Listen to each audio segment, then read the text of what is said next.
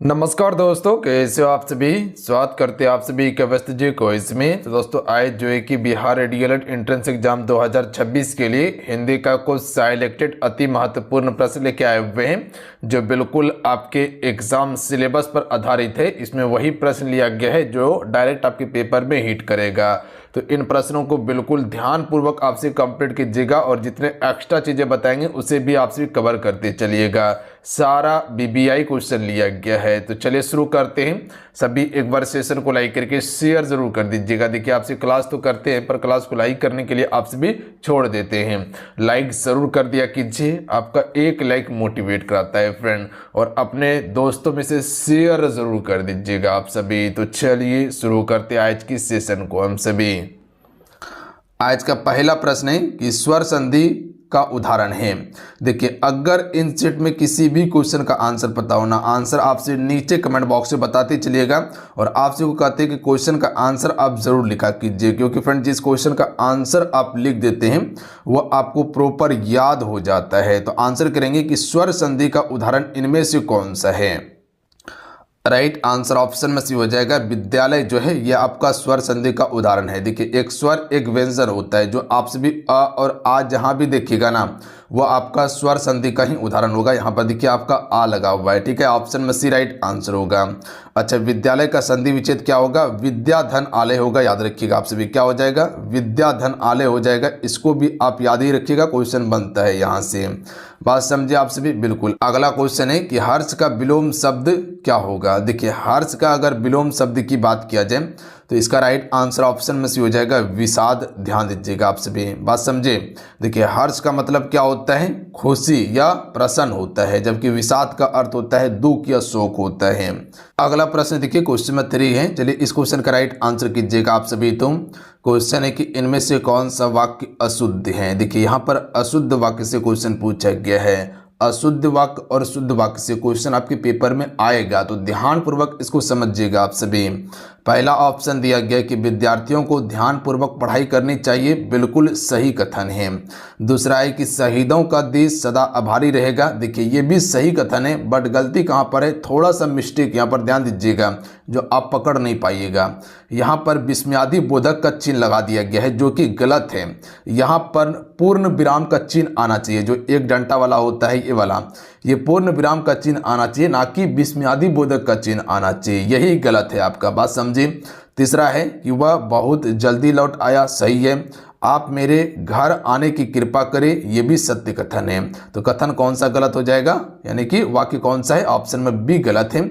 विस्मयादि बोधक के स्थान पे पूर्ण विराम आना चाहिए था। बात समझ गए आप सभी। अगला है कि निम्न में से कौन सा वाक्य शुद्ध है। चलिए बताइएगा आप सभी। तो इसका राइट आंसर ऑप्शन में ए राइट आंसर होगा कि हिंदी हम में से प्रत्येक विद्यार्थी की मातृभाषा है।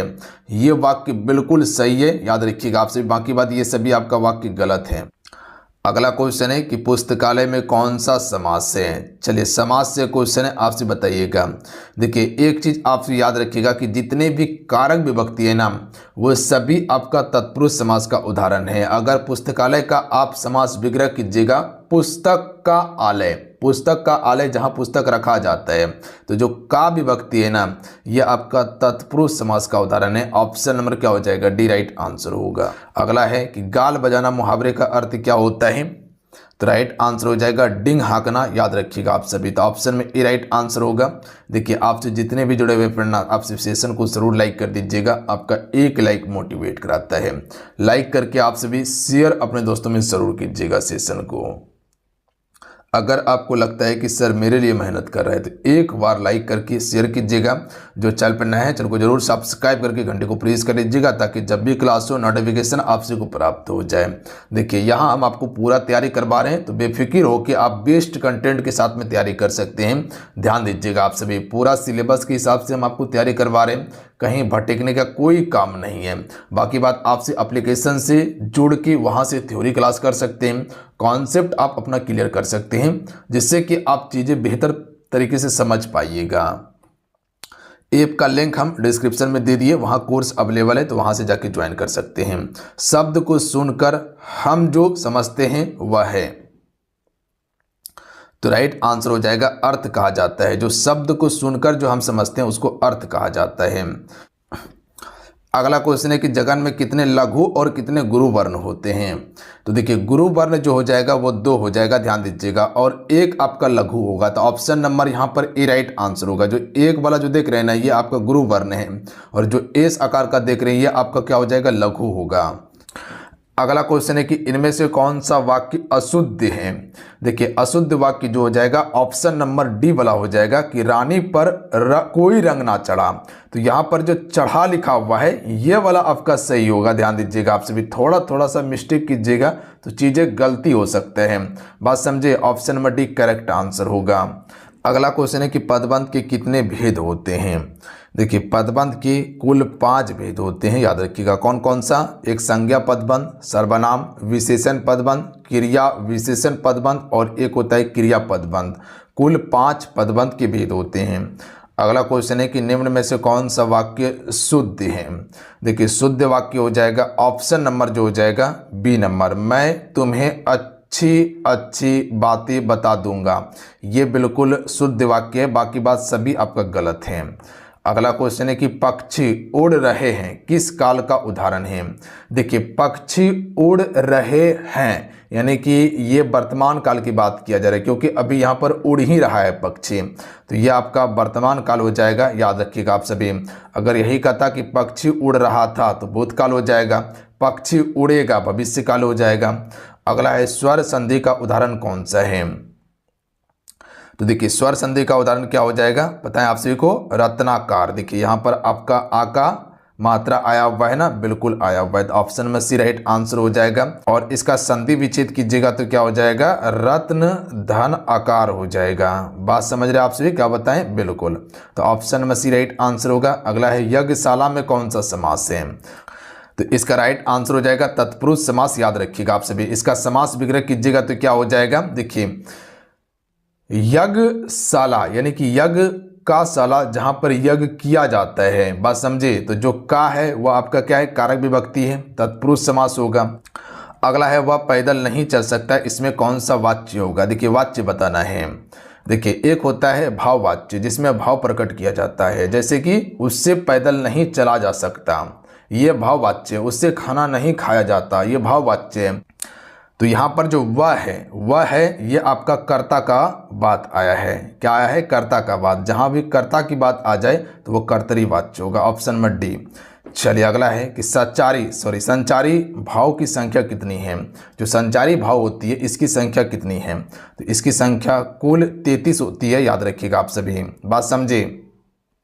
देखिए जो रस है आपका ये आपका 9 होगा। उसके बाद अस्थाई संचारी भाव जो होता है ये भी 9 होता है, और संचारी भाव आपका 33 होता है। ध्यान दीजिएगा आप सभी, बात समझिए। तो संचारी भाव की संख्या कितना, 33, रस की संख्या 9, अस्थाई भाव का 9। चलिए अगला क्वेश्चन है कि काव्य का आभूषण है। तो देखिए काव्य का आभूषण अलंकार होता है। याद रखिएगा आप सभी, एक स्त्री का आभूषण सजावट क्या होता है, उसका आभूषण ही होता है। उसी प्रकार से एक वाक्य का सजावट क्या होता है, अलंकार। अगला है इनमें से कौन सा वाक्य अशुद्ध है। राजू की माँ बहुत दुखी है, ये वाक्य अशुद्ध है। ध्यान दीजिएगा, यहाँ पर सही क्या होगा, याद रखिएगा राजू की माँ बहुत दुखी है। बात समझे।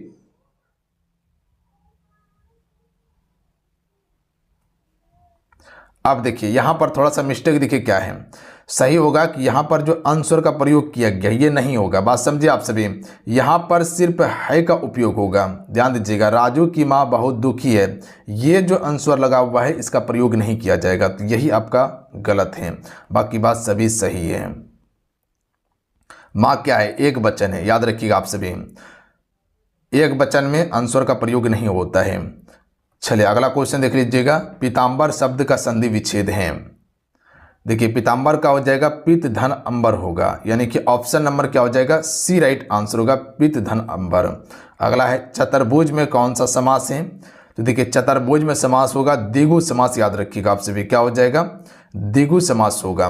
देखिए जहाँ पर भी संख्या गिनती करने के लिए मिले ना वहाँ पर आपका क्या होगा, द्विगु होगा। और द्वंद्व समास कहाँ होगा, जहाँ अपोजिट वर्ड देखने के लिए मिले। अगला है पद क्रम की दृष्टि से निम्नलिखित में से कौन सा वाक्य शुद्ध है। देखिए यहाँ पर शुद्ध वाक्य की बात किया गया है, पानी से भरा एक गिलास लाओ, ये बिल्कुल सही वाक्य है। किसी को हम पुकार रहे हैं और वहाँ पर विस्मयादि बोधक का प्रयोग होगा, बात समझे।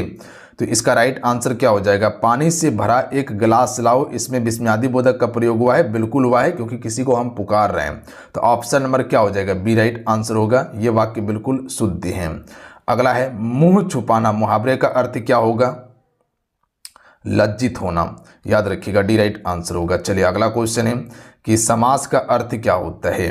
देखिए समास का अर्थ होता है संक्षेप, याद रखेंगे आप सभी। अच्छा, समास के कुल कितने भेद हैं बता सकते हैं आप सभी, मुख्य रूप से 6, और एक नए समास को ऐड कर दिया जाए तो 7 होता है। देखिए 6 समास कौन सा है, तत्पुरुष समास, उसके बाद द्विगु, द्वंद्व, उसके बाद कर्मधारय, अव्ययी भाव, बहुब्रीहि समास, बात समझिए। अगला है निम्नलिखित में से कौन सा युग्म सही नहीं है। तो देखिए सही युग्म जो नहीं है वो कौन सा हो जाएगा, पहला है कि जो मधुर भाषाएं हैं वो मधुर भाषी होता है, ये बिल्कुल सही कथन है। जो मधुर बोलता है उसे मधुर भाषी कहा जाता है, ये भी सही है। जो कूट बोलता है उसे कूटभाषी कहा जाता है, ये भी सही है। जो कम बोलता है उसे वाचाल कहा जाता है, नहीं, ध्यान दीजिएगा, अधिक बोलने वाला को हम सिर्फ वाचाल कहते हैं, बात समझे। जो कम बोलता है उसे मौन या अल्पभाषी कहा जाता है, बात समझे। तो बिल्कुल ऑप्शन नंबर ये डी वाला करेक्ट हो जाएगा, यही गलत है आपका, कि कम बोलने वाला को क्या कहा जाता है, मौन या अल्पभाषी कहा जाता है, और ज़्यादा बोलने वाला को क्या कहा जाता है, वचाल कहा जाता है। अगला क्वेश्चन है कि दांतों तले उंगली दबाना, मुहावरे का अर्थ क्या होगा, चंकित हो जाना या अचंकित हो जाना। ऑप्शन नंबर क्या हो जाएगा, ए राइट आंसर होगा। अगला है कि इनमें से कौन सा वाक्य अशुद्ध है। देखिए अशुद्ध वाक्य बताना है कि कल मैंने नया पुस्तक खरीदा, ये वाक्य बिल्कुल अशुद्ध है। कि कल मैंने नया पुस्तक खरीदा, ये गलत है।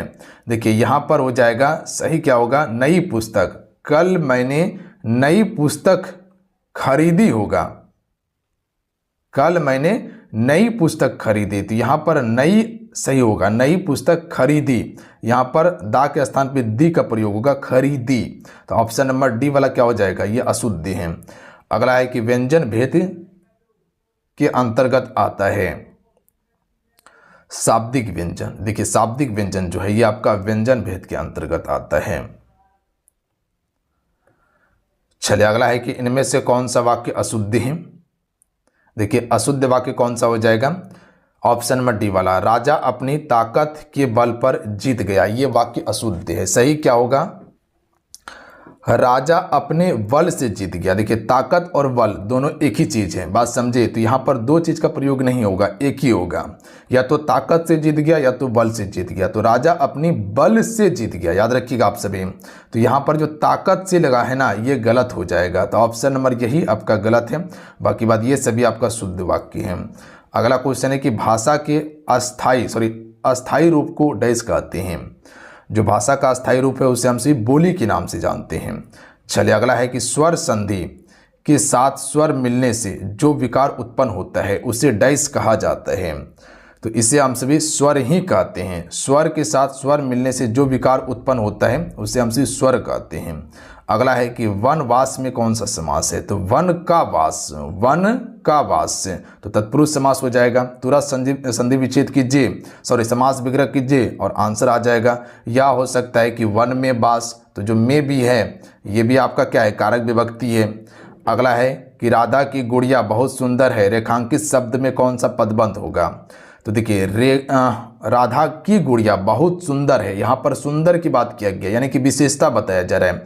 तो ये आपका विशेषण पदबंध होगा, बात समझे, विशेषण पदबंध होगा। यहाँ पर राधा की गुड़िया की क्या विशेषता है कि वो बहुत ही सुंदर है, तो विशेषण पदबंध हो जाएगा। अगला क्वेश्चन देख लीजिएगा कि जिस समास में कोई भी पद प्रधान नहीं होता है, अन्य पद की प्रधानता होती है, वहां कौन सा समास होगा। जैसे कह सकते कि लंबा है जिसका उदर, अर्थात क्या होता है, गणेश होता है, यानी कि अपना अर्थ छोड़कर किसी दूसरे के अर्थ को प्रकट करता है, वहां पर बहुब्रीहि समास होता है।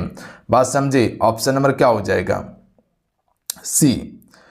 जिसका नीला है कंठ, अर्थात क्या होता है, शंकर। क्या हो गया, ये आपका किसी दूसरे को संबोधित कर रहा है। उसने भोजन कर लिया, वाक्य में कर्तृवाच्य में बदलिए। उसने भोजन कर लिया, तो कर्तृवाच्य क्या हो जाएगा, पता है आप सभी को। उसके द्वारा भोजन कर लिया गया, ये आपका कर्तरी में बदला गया कि उसके द्वारा भोजन कर लिया गया। ऑप्शन नंबर क्या हो जाएगा? सी।